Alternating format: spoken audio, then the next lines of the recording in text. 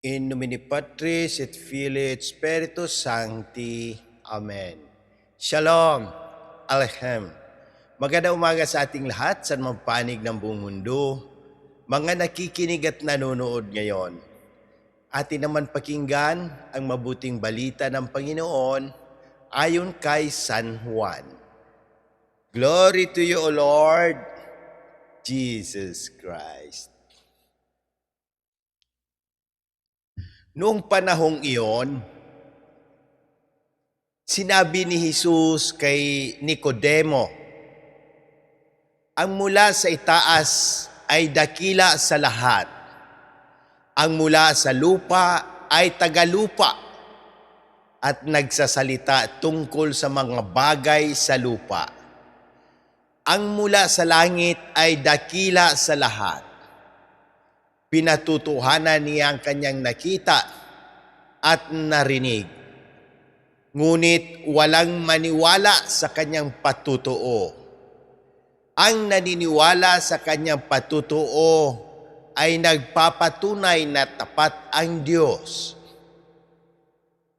Sapagkat ang sinugo ng Diyos ay nagpapahayag ng mga salita ng Diyos.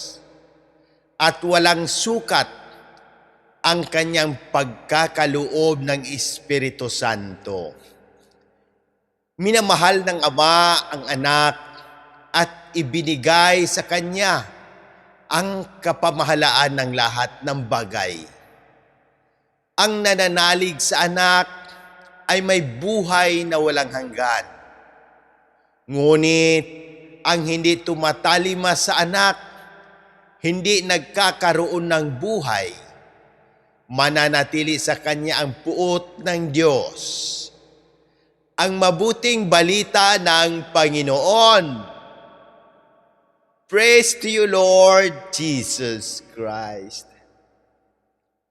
Pagnilayan natin bilang mga Romano Katoliko, ngayong Thursday of the second week of Easter. Sa mabuting balita ngayon, malinaw ang paanyaya. Maniwala sa anak na mula sa langit at sundin ang kanyang mga salita. Si Jesus ay hindi lamang guro. Siya ay galing sa itaas, mula sa Diyos. Kaya ang kanyang sinasabi ay katotohanan mismo. Ngunit sinabi rin sa Ebanghelyo, marami ang hindi naniniwala kahit narinig na nila ang patotoo. Ganito rin ang nangyari sa unang pagbasa sa mga gawa. Ang mga apostol, kahit pinagbantaan at pinag-usig, ay nanindigan. Dapat naming sundin ang Diyos kaysa tao. Ito ang tunay na pananampalataya. Hindi lang paniniwala sa salita, kundi pagsunod kahit mahirap. Ano ang mensahe sa atin ngayon? Hindi natin nakita si Jesus ng personal, pero tinatawag tayong maniwala at sumunod. Ang tunay na pananampalataya ay hindi nakabase sa nakikita, kundi sa pagtitiwala sa Diyos. Sabi ni San Agustin ng Hippo, faith is to believe what you do not see.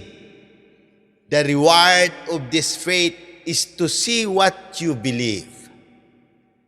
At ayon kay San Juan Crisostomo, ang tunay na pananampalataya ay ipinapakita sa gawa. sa pagsunod sa kalooban ng Diyos araw-araw.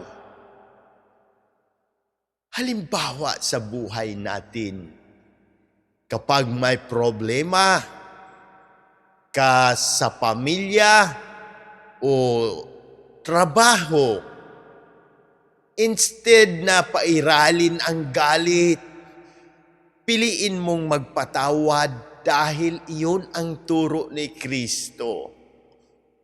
Kapag may tukso sa kasalanan, pipiliin mong umiwas kahit walang nakakakita dahil alam mong ang Diyos ay nakatingin. Kapag may karamdaman, hindi ka nawawalan ng pag-asa. Naniniwala ka ang Diyos ay layunin at kagalingan. Following God's way, not our own way. Minsan gusto natin kontrolin ang lahat. Sariling diskarte, sariling desisyon, pero ang paanyaya ng Diyos, trust me, kahit hindi malinaw ang daan, sumunod ka. Doon papasok ang tunay na faith. Ano ang dapat nating gawin bilang mga Romano Katoliko? Magtiwala sa Diyos kahit hindi natin nakikita ang buong plano. Manalangin araw-araw at tumanggap ng mga sakramento. Sundin ang kalooban ng Diyos kaysa sa sarili nating kagustuhan. Maging saksi ng katotohanan sa salita at gawa. Magmalasakit sa kapwa, lalo na sa may sakit at nangangailangan. Manalangin tayo. Ama naming Diyos na makapangyarihan, lumalapit kami sa iyo na may buong pagtitiwala at pananampalataya.